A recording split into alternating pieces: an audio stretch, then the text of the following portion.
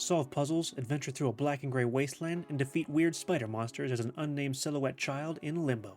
This platforming adventure game takes you through a series of puzzles in the hunt for your silhouetted sister as strange creatures chase you through, well, Limbo, in one of the most highly acclaimed games of 2010. Gameplay, and a little about the story.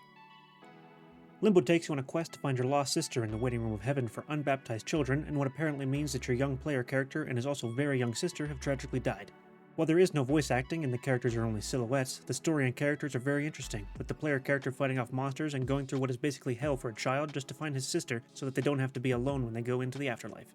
The only problem with the story is that it's only about as long as this review is, coming in at just under 3 hours in my playthrough.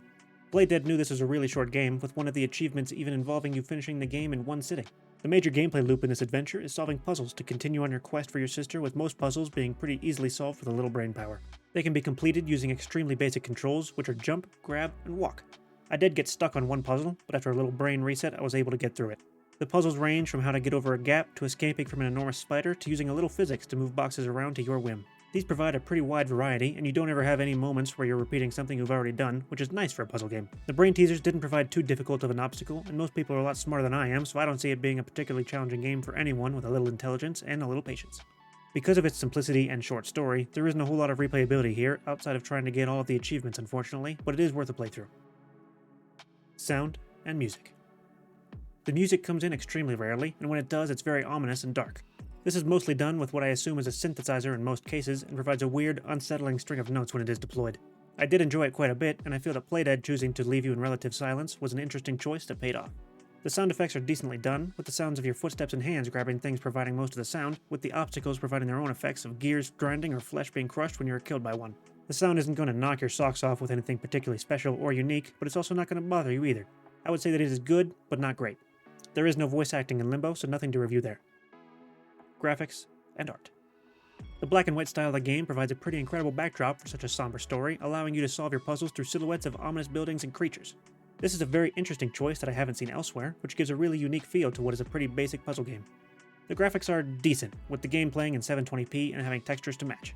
This is an animated style, with the Danish studio Playdead opting for an extremely basic graphical style that fits the story they are trying to tell.